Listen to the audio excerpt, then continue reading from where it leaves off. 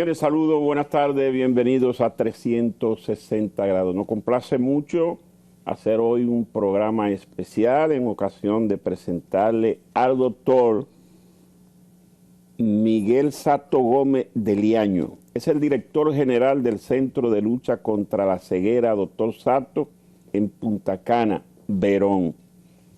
Una persona que nos va a orientar sobre algo que necesita mucho la sociedad dominicana. Es orientación sobre la vista. El dominicano es muy de cuidado con la salud en sentido general, pero con la vista más. Hoy vamos a tener un plato fuerte con el doctor Sato. Bienvenido. Bienvenido, doctor Sato Gómez de Liaño. Sí, bueno. Decía usted como buen español. Como buen español tengo unos apellidos largos, el de mi madre y el de mi padre, de los dos, y los dos los transmito. Es oftalmólogo, su profesión es oftalmología. Sí, yo soy oftalmólogo, hecho en España. Bueno, me he formado por muchos sitios del mundo, pero básicamente he trabajado en España durante todo el tiempo. Y luego en España tuve la suerte de poder ser catedrático de universidad, profesor de universidad. He pasado por varias universidades españolas y acabé mi última fase de la parte docente de la oftalmología en Madrid, en el que he estado en distintas instituciones también, pues llevando hospitales docentes para la formación de oftalmólogos. Perdón, don Fred, ¿en cuáles universidades usted? Pues mire, yo entré muy jovencito. En España ser catedrático es bastante difícil, hay que hacer unas oposiciones. Sí. Hice las oposiciones y entré por la Universidad de Extremadura primero, y entonces allí estuve una serie de años. Después pedí el traslado a Madrid, me pasé a Madrid y en Madrid he estado trabajando primero en la Universidad Complutense y luego en la Universidad Autónoma de Madrid hasta mi retiro. Doctor, quisiera una visión general suyo de lo que es la vista del dominicano así a vuelo de pájaro. ¿Tiene el dominicano una vista saludable o está enferma en sentido general? Bueno, el dominicano realmente participa de la salud igual que cualquier otro país en el que tenga el mismo desarrollo más o menos de salud. Y podemos decir que la República Dominicana está en un estadio intermedio entre el primer mundo, en que hay una serie de causas de ceguera, que si queremos luego las comentamos, el mundo, vamos a llamar, en desarrollo, que podría pertenecer a la República Dominicana, y luego el primer mundo. Y las causas de ceguera son distintas pues por dos fenómenos. La OMS lo tiene muy clasificado, dos situaciones distintas. Una, el tipo de paciente por la edad que tienen los pacientes, pues que en unas sociedades se viven más años que en otra, y dos, por los recursos que tiene esa sociedad para tratar a esos pacientes, ¿no? Y entonces las causas de ceguera son distintas de los países vamos a llamar, del tercer mundo, que están sin desarrollar, a los del segundo y a los del primero. Pero los del segundo mundo y los del primero ya se están pareciendo muchísimo.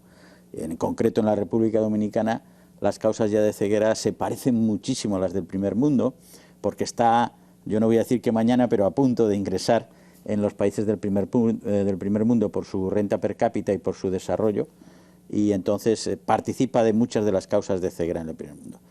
Pero obviamente con las peculiaridades de la sanidad o de la situación de salud dominicana. En la República Dominicana hay muchísimo diabético y hay muchísimo hipertenso, y eso tiene una gran repercusión sobre la vista. Y entonces muchas de las patologías que vemos vienen derivadas de esas dos enfermedades generales, porque los ojos son dos estructuras que están dentro del cuerpo humano y por lo tanto sus enfermedades están siempre relacionadas con patología sistémica del cuerpo humano, aunque tenga luego unas enfermedades específicas que le afectan a él mucho más, pero en conclusión siempre las enfermedades generales tienen repercusión sobre el aparato visual, y las enfermedades visuales también tienen repercusión o pueden tener sobre la situación de salud general que tenga el paciente. Nosotros, por ejemplo, en la República Dominicana conocemos la miopía, la hipermetropía, la presbicia, ¿verdad? Sí. Todo eso tiene que ver precisamente con las enfermedades como la diabetes y la presión arterial. Bueno, no, los defectos que acabamos de mencionar, el que uno es miope, uno es hipermétrope o tiene presbicia, que es lo que vulgarmente se conoce como vista cansada, sí, pues son situaciones que no las consideramos como enfermedad, sino como variantes de la normalidad. Es decir, una persona tiene hipermetropía, quiere decir que en su desarrollo no se ha logrado que el ojo enfoque perfectamente lo que mira sobre la retina, y entonces o es muy cortito en el caso de que sea hipermétrope, o es muy grande en el caso de que sea miope.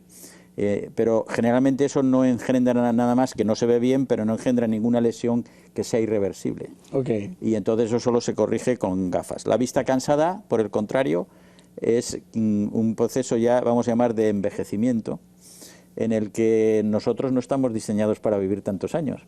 Oh. Sí, sí. ¿No? Lo que pasa es que, como vamos progresando... La tecnología. Pues, la tecnología... La buena alimentación. Sobre todo, la vida se alarga por el tipo de vida que llevemos, ¿no? Por la higiene, fundamentalmente. Eso dio un impulso grande a la medicina. La higiene, y por la alimentación y la forma de vida que tenemos. Los ejercicios. Cuidarse físicamente, y todo eso hace que nuestra vida se haya alargado enormemente. Y entonces nosotros no estamos hechos para ver bien de cerca a partir de los 45, 50. Hay que recordar casi 200 o 300 años, la edad media estaba en 50 años. Exacto. Entonces uno no tenía vista cansada, se moría y, doctor, no había llegado a la situación de no ver. Doctor, antes de continuar con los temas puntuales, yo quisiera, y atención al director, que usted nos hablara del Centro de Lucha contra la Ceguera, doctor Sato, en Verón, Punta Cana. El director nos va a poner las imágenes y usted nos va a ir describiendo todo lo que es aquello y lo que se hace allí. Bueno, pues muy bien. Realmente es un centro que tiene una finalidad exclusivamente social. Está llevado por una fundación. En realidad entra dentro de la política general que hay ahora en el país de colaboración público-privada, ¿no? Tenemos el apoyo del Servicio Nacional de Salud, que nos brinda personal. Ahí lo vemos en pantalla. Sí, bueno, esto estamos viendo, esto es un vídeo de cómo funcionamos en el centro. Pues el centro, por suerte, tenemos de la última tecnología para tratar las enfermedades, el diagnóstico y tratar, y vemos todo tipo de patologías, niños, adultos, personas de más edad y otros muy mayores como yo, por ejemplo, para decir, y no que nos riamos. Y dentro, como se puede ver ahí en el S, pues nuestros oftalmólogos están capacitados para diagnosticar todas las enfermedades y tratarlas. Pero el centro no solamente tiene esta fase que vemos ahí en el vídeo, que esto es parte de la tecnología que tenemos y que utilizamos para el tratamiento de las enfermedades. Ahora estamos viendo cómo hacemos, pues esto es una ecografía, lo que estamos viendo, etcétera. Tenemos toda la tecnología actualizada, sino que además también tenemos otras dos funciones o facetas muy importantes, que son la docencia, es decir, no solamente hay que pescar para comer, sino aprender a cómo se pesca. La docencia, por un lado, y también tenemos la parte de prevención. Y entonces hacemos campañas de prevención en la población, vamos a buscar a los enfermos en vez de que los enfermos nos vengan a nosotros, y tenemos en estos momentos dos grandes campañas, una la más importante, en la que yo estoy muy entusiasmado, que es con los niños, detectar los defectos precozmente en los niños, ¿no? Aquí estamos viendo pues cómo está el centro tiene su unidad, es un hospital. Estos son los que trabajan con nosotros o nos ayudan para desarrollarlo.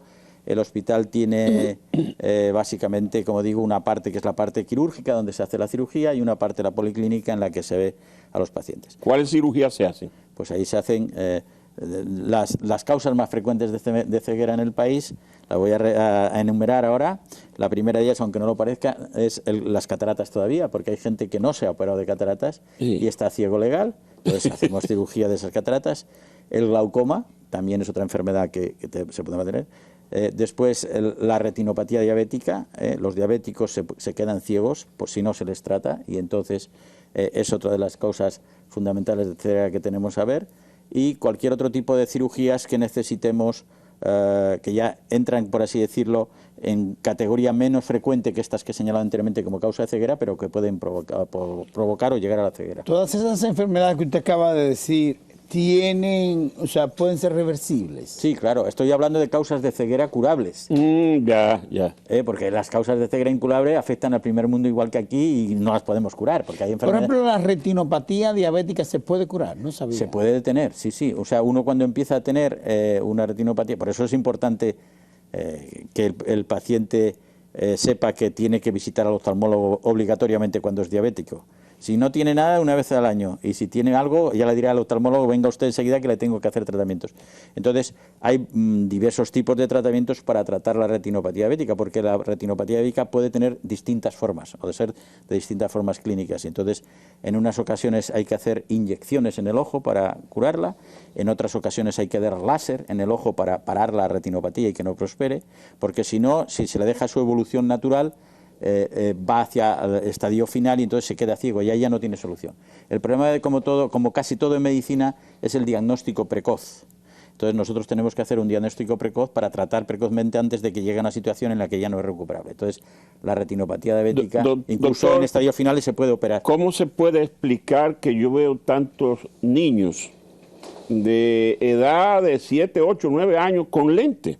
Sí, claro, porque por eso estamos haciendo la campaña esta de prevención en los niños. Para meternos en el tema este de los niños, que es muy curioso, si vemos las causas de ceguera en los países subdesarrollados, no es la República Dominicana, casi la mitad son pacientes que lo único que tienen es defecto de gafas y no usan gafas porque no tienen capacidad de acceder a ellas. Y son como ciegos, pues no veo, simplemente porque no tengo la necesidad de corregir mi defecto. Tengo miopía de 6 dioptrías, no llevo gafas porque nunca he tenido capacidad de acceso a usar las gafas, las lentes, y entonces, como un ciego, porque no veo, le ponemos las 6 dioptrías, ¡ay! Ya no soy ciego, ¿no? Bueno, pues eso en los países sin desarrollo es una de las causas más frecuentes de pérdida de visión. Okay. Entonces, eso aquí no es así, Eso aquí, por eso digo, y entonces lo que se trata en los niños es hacer detecciones lo antes precoces, muy temprano, de si tienen algún defecto de este tipo, no digo ya de otras enfermedades infantiles, pero de este tipo, para que su visión se desarrolle de forma normal. Porque la visión, uno no nace viendo, uno nace con muy poca visión, prácticamente ve solo que bultos y muy poquito al nacer. ¿Okay? O sea, el niño nace con escasa vista. Con muy poca vista. Y la visión se desarrolla con la experiencia visual. O sea, ni siquiera anatómicamente la retina, el ojo del niño, para que hablemos que nos puedan entender todos, ni siquiera el ojo del niño está totalmente desarrollado anatómicamente cuando nace. Tiene hasta los 3 meses, una cosa así, anatómicamente no está ya configurado. Y posteriormente, aunque esté anatómicamente configurado, si no tiene estimulación visual correcta, no se desarrolla normalmente. Y entonces nosotros lo que intentamos es detectar esto lo más precozmente posible, por eso ves ahora tantos con los lentes, para que su visión sea totalmente normal en ambos ojos cuando sea mayor. Porque si no, si yo lo detecto a los 12, 13 o 14, 15 años, el cerebro ya no ha detectado la capacidad de ver bien, y aunque le ponga las lentes no ve bien. Okay. Eso es lo que importante llevarlo temprano. Eso es lo que vulgarmente se llama ojo vago. Okay. Sí. O sea, el oftalmólogo no ve que tiene ninguna enfermedad, le dice, bueno, imaginémonos 5 dioptrías, 3 dioptrías de hipermetropía, se las pongo y no ve bien. ¿Por qué? Porque no se ha desarrollado su función visual bien. Entonces, por eso necesitamos hacer diagnóstico precoz. Y por eso nosotros en el centro estamos haciendo en estos momentos campañas de prevención. Vamos por las escuelas públicas con una unidad móvil, hacemos la exploración básica del niño, el que vemos que tiene algún problema, lo mandamos directamente para el centro, para el hospital, y el que no, pues decimos, el año que viene te vamos a volver a ver y te vamos a ver si estás bien o no estás bien. Yo estaba viendo las imágenes, si es posible, por favor, el señor director nos las puede poner, de que ahí parece, bueno, ahí está el ministro de Salud Pública. Sí, estas imágenes corresponden a la inauguración y la vicepresidenta que fue a inaugurar el centro, y estas imágenes corresponden a la inauguración, a cuando se abrió el centro, para que nos entendamos. Y ahí está Lama, el doctor Lama. Lama. Y bueno, se hizo una inauguración del centro, porque ya decimos que esto es una colaboración. Estamos en pandemia, parece, en esos días. Sí, por eso, no es que está todo el mundo con su mascarilla. Estamos con la mascarilla porque nosotros inauguramos justo a final del 2020, estamos todavía con mascarilla, pero ya no en pandemia, pero con mascarilla. 2021. Eso es, 21. Y bueno, y este es cuando estamos enseñando el centro recién hecho a las autoridades del país, ¿no? Entonces, pues bueno, está la vicepresidenta, como digo, inaugurándolo, y luego estos son gente que nos ayuda también, que nos ha donado equipos, ahí han salido algunas. La familia Kiel. La familia Kiel nos ha donado equipos para la institución. Hay varias familias de los que tradicionalmente acuden a Punta Cana. ¿Qué es INCIVI? Instituto Español de Ciencias Visuales. Y entonces esto es una fundación que tiene, ese es el centro en vista aérea, es una fundación que ya tiene muchos años, es del año 90 y que, como decíamos, es una fundación que se ha dedicado durante mucho tiempo. ¿Y qué hace Fran Rainieri ahí? Porque esto en realidad, lo voy a explicar ahora, es una colaboración entre tres grandes estamentos, podríamos decir tres o cuatro. Uno es la propia Fundación INCIBI, que era lo que estaba diciendo, sí, que es una fundación que desde el año 90 del siglo pasado se ha dedicado a luchar contra la ceguera en todo el mundo, básicamente más en países de habla hispana que en otros sitios, pero bueno, por todo el mundo, por Asia, por África, por todo el mundo, porque gracias a Dios el español se hablaba también en Asia, y hemos ido a Filipinas, a muchos sitios, bueno. Pero esta es la base, por así decirlo, de la ESA, pero tuvimos la suerte de contactar con Fran Rainieri, con la Fundación Punta Cana, y fue además una idea mixta, yo diría que entre los dos. Nosotros veníamos ya al país a hacer expediciones de cirugía, básicamente de cataratas y de lo que vulgarmente se llama uña, que sí, la uña, sí. El nombre técnico es pterygium de eso. Bueno, entonces, y eso lo hicimos prácticamente por toda la República Dominicana, por el norte, por el sur, por el este y por el oeste. Yo me enamoré de la República Dominicana y entonces pues recaí una vez por Higüey, y el doctor Sedano, que actualmente es senador, pues nos dijo, ¿y por qué no vienes aquí y haces operaciones? Yo te dejo la clínica. Nos dejó la clínica y íbamos haciendo periódicamente todos los años pues 100, 200 casos de cirugía en la clínica, que se la bloqueamos, desde aquí le doy las gracias. Se la bloqueábamos porque veníamos muchos médicos de todos los países. Aquí ha venido con nosotros y a la fundación, al centro nuestro, vienen países de Australia, de Europa muchos, de Estados Unidos también, y van por el centro y pasan por el centro y nos dan clase, yo sigo aprendiendo, sí. Nos dan clase, ven pacientes o incluso operan cuando vienen al país, ¿no? Y entonces, bueno, pues como decía Fran Rainieri, me dice, bueno, ¿y por qué no hacemos un centro aquí que en vez de estar desplazándonos, se desplacen los enfermos y tengamos aquí el núcleo de oftalmólogos y ya los equipos no hay que moverlos? Porque cuando veníamos de fuera traíamos todos los equipos, sí. Y bueno, la idea prosperó, empezó sobre el año 18 la idea. Entonces hicimos un convenio entre la Fundación Punta Cana y la Fundación INCIBI para desarrollar y hacer el centro. Nos pusimos en contacto con el Servicio Nacional de Salud, porque yo soy muy institucional, y entonces en ese momento en la política también del gobierno estaba la colaboración público-privada para desarrollar eso, y dijimos, bueno, pues vamos a hacer un centro que resuelva o intente resolver el problema de la oftalmología en la zona. Y esa es un poco la idea de por qué... Usted ha mencionado 2 veces la catarata, o lo que es la uña. Sí. ¿Cuáles son las características de esta enfermedad? ¿Por qué sucede?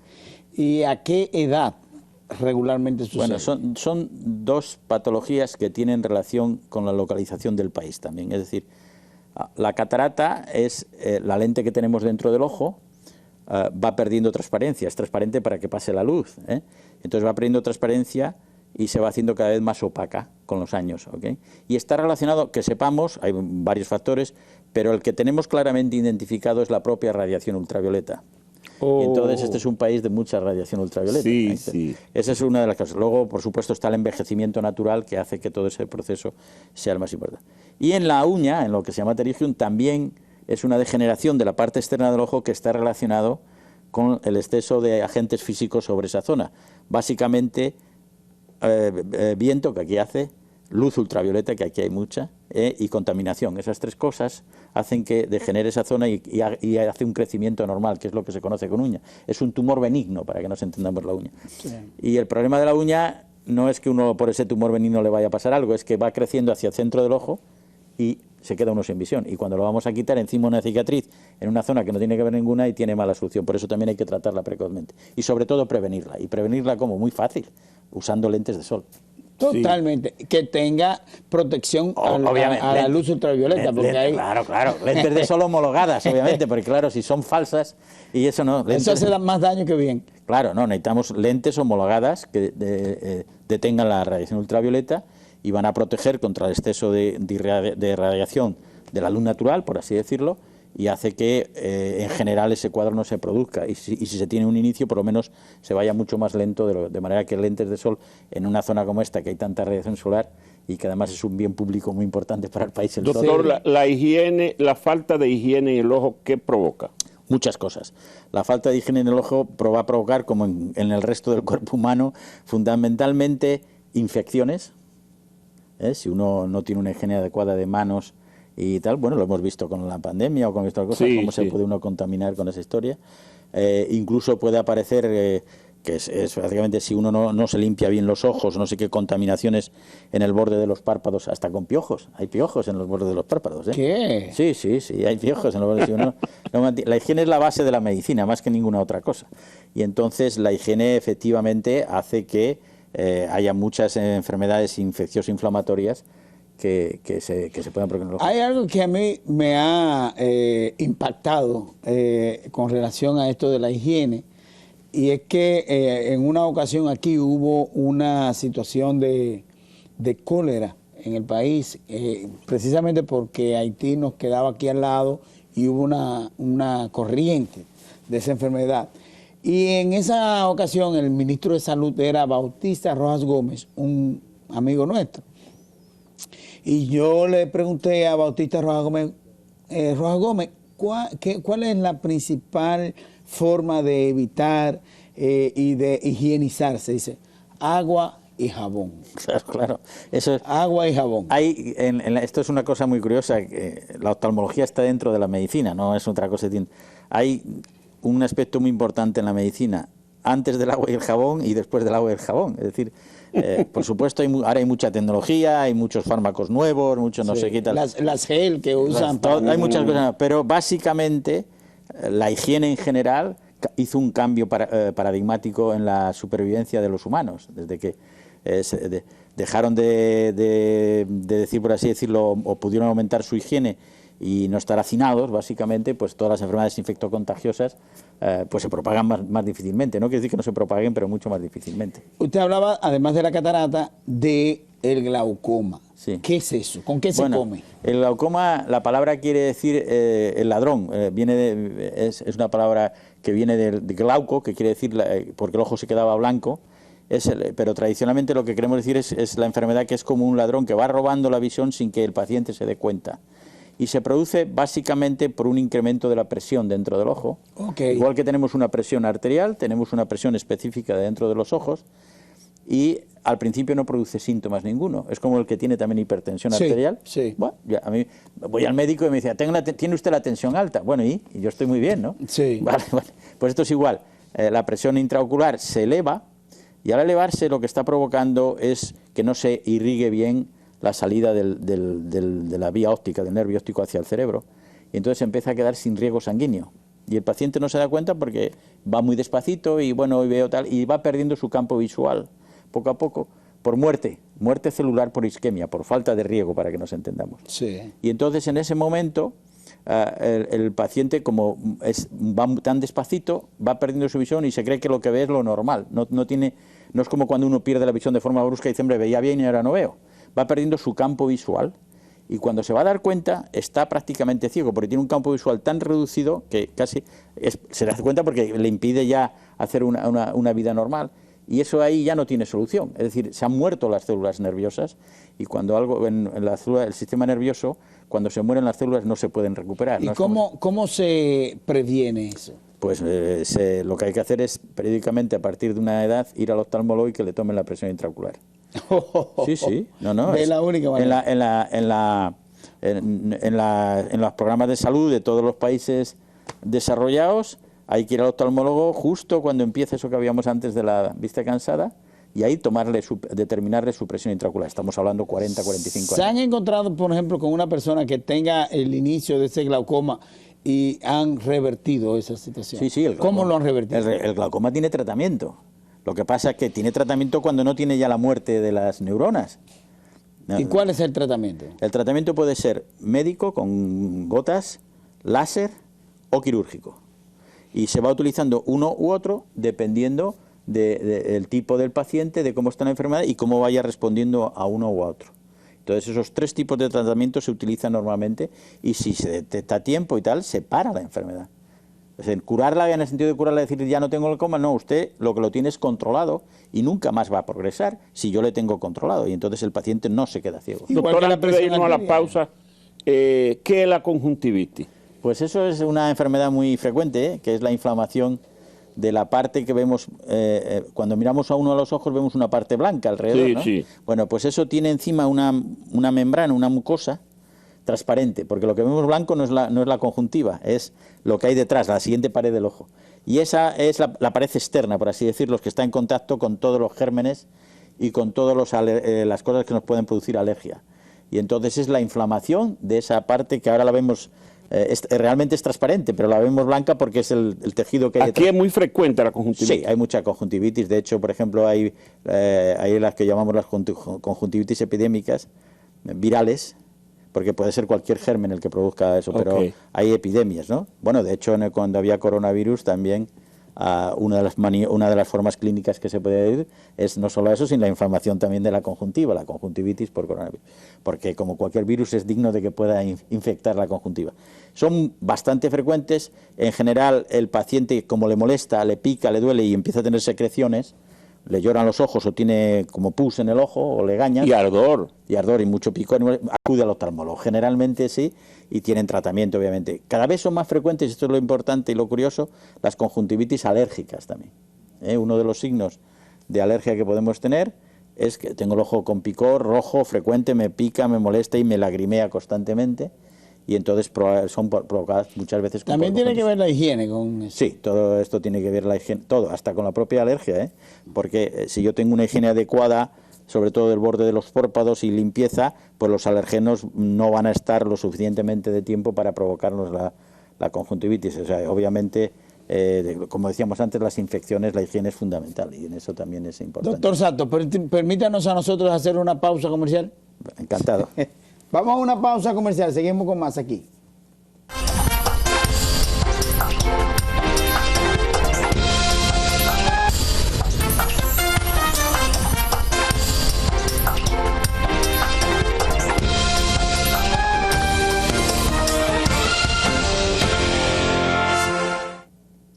Continuamos este interesante conversatorio con el doctor Miguel Sato.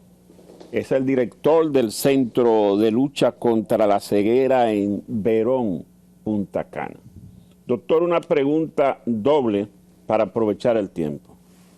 Primero, ¿el ojo es un órgano recuperable para donación? Esa es la primera. Segundo, ¿los animales tienen tanto problema en la vista como los humanos?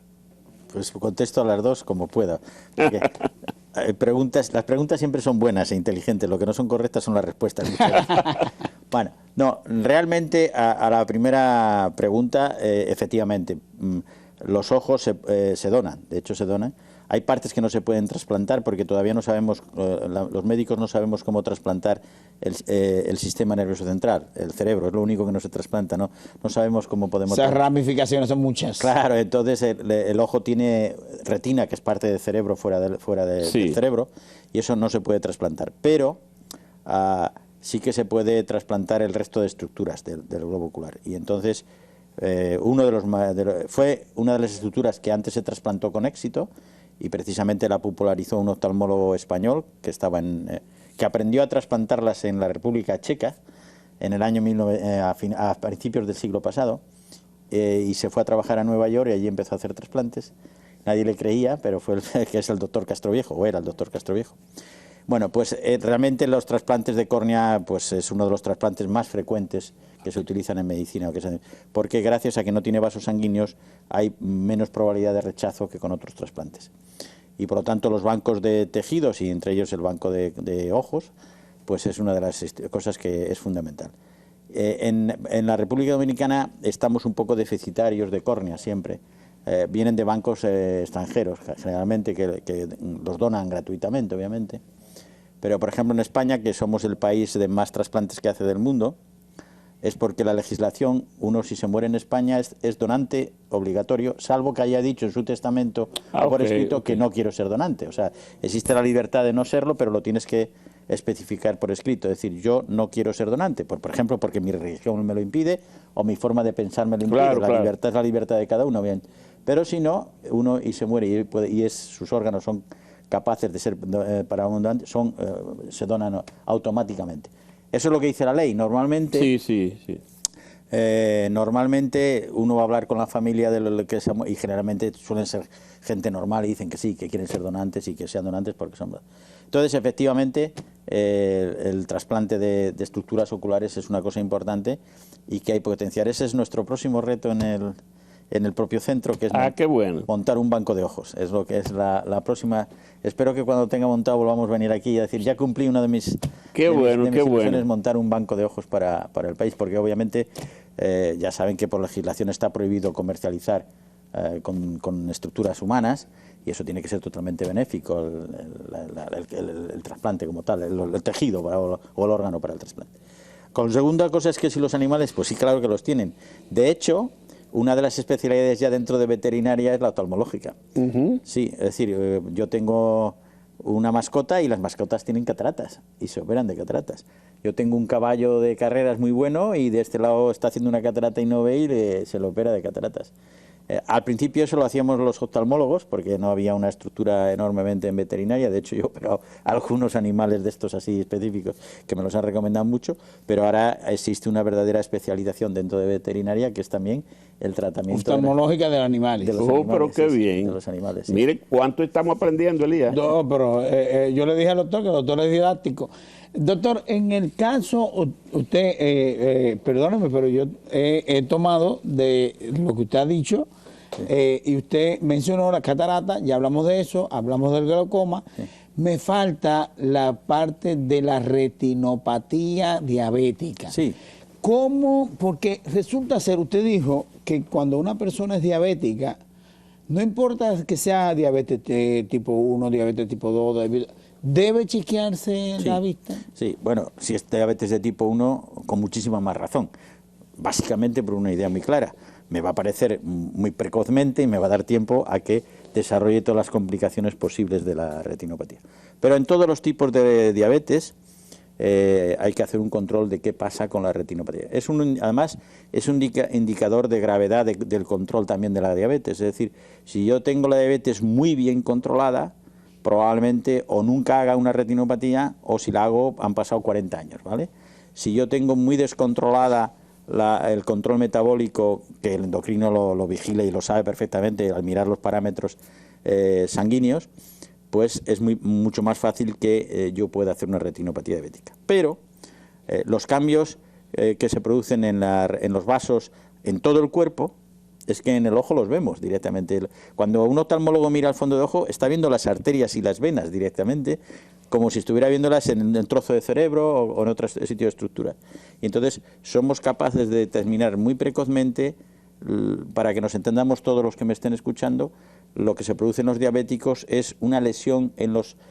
se llama, perdón por la palabra, no me gusta utilizar palabras en medicina porque parece que los médicos las utilizamos para hablar de algo para que los demás no lo entiendan. No, pero bueno, se llama microangiopatía diabética porque son los vasitos pequeños, microangiopatía es el término de vasos pequeños, los que se van alterando, y esos vasos pequeños pierden su capacidad normal, que como son normalmente estructuralmente, y empiezan a provocar hemorragias, empiezan a provocar salida del componente sanguíneo hacia afuera, y se cierran y se ocluyen y producen déficit de riego y isquemia.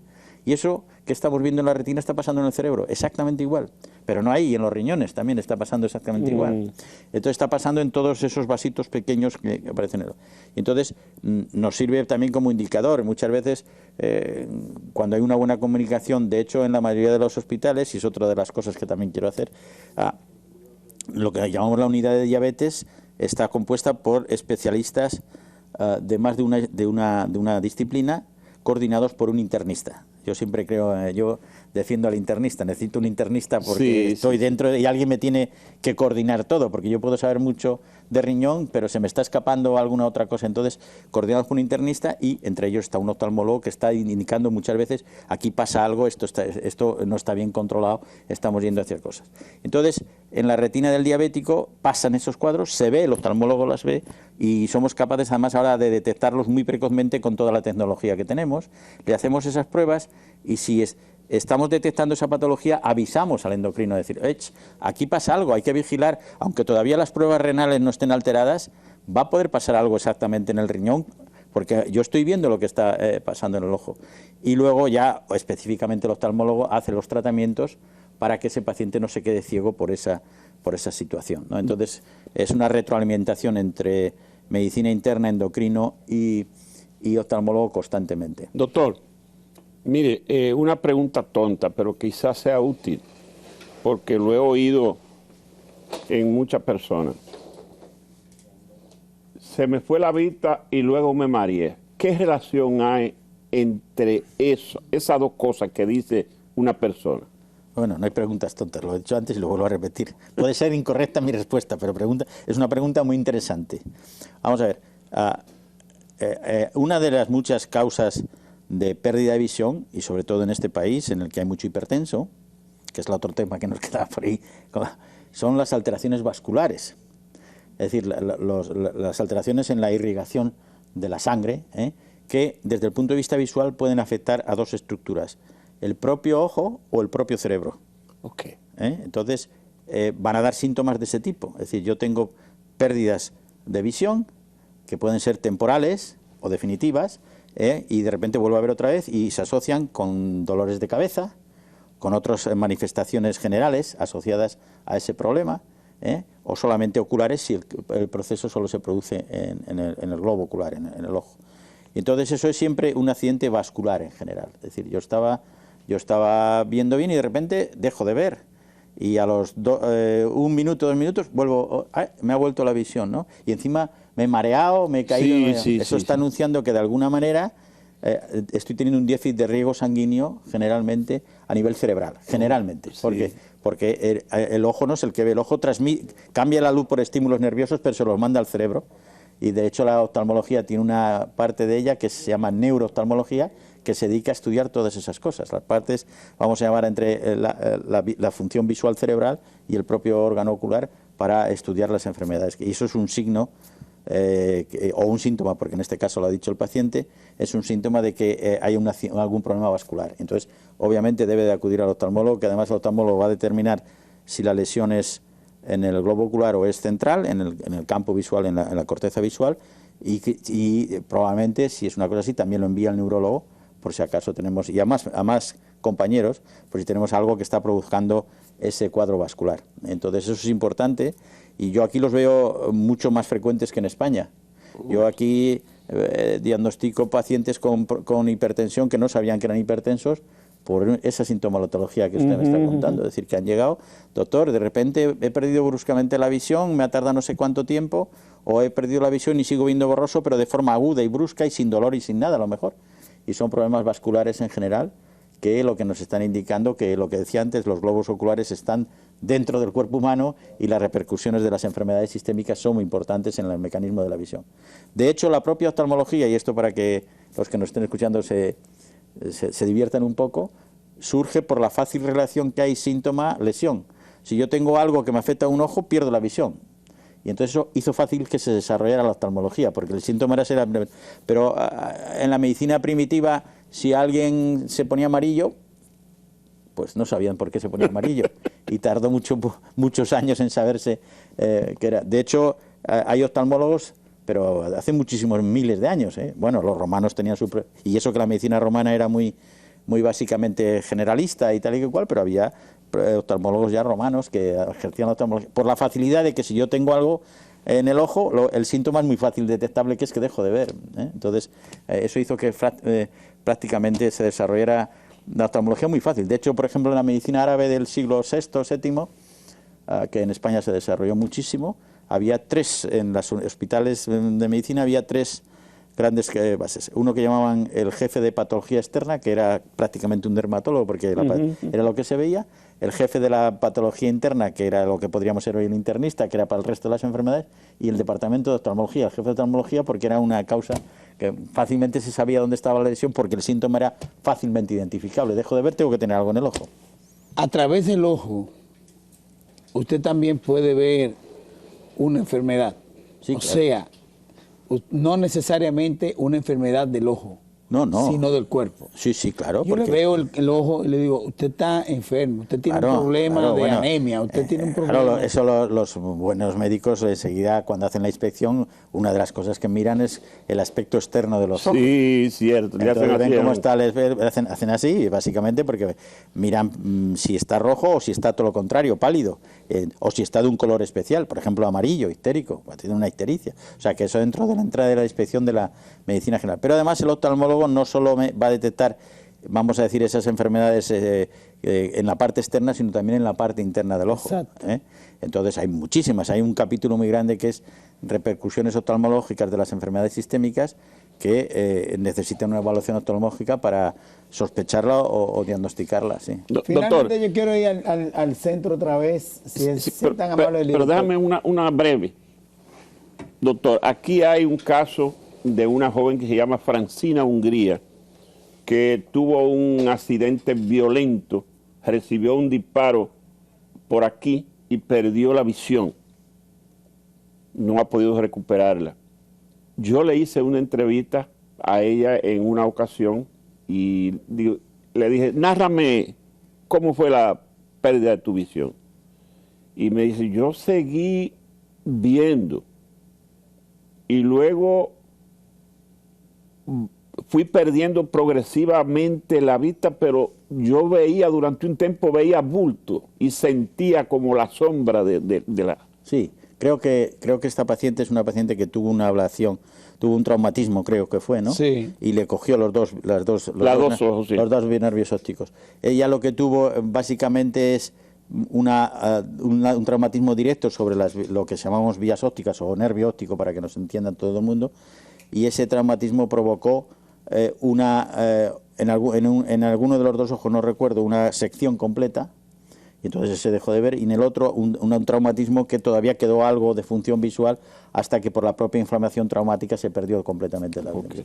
Y eso es un poco básicamente. Bueno, se nos terminó el tiempo, doctor, nos resultó pequeño el espacio. Bueno, no, al revés, es que es muy agradable estar con ustedes aquí. Así decía un gran periodista nuestro, decía, qué rápido se va el tiempo en tan buena compañía. Muchísimas gracias por invitarme y nada, ha sido un placer estar aquí con ustedes. Que se repita la visita, doctor. Bueno, esperaremos que sí, así sea. Encantado. Yo por mi parte, perfecto. Y dénosle un saludo al doctor Español. Yo le saludo al doctor Español y le veré y le daré el saludo de ustedes. Encantado, doctor. Nosotros nos vamos, señores. Gracias por estar con nosotros.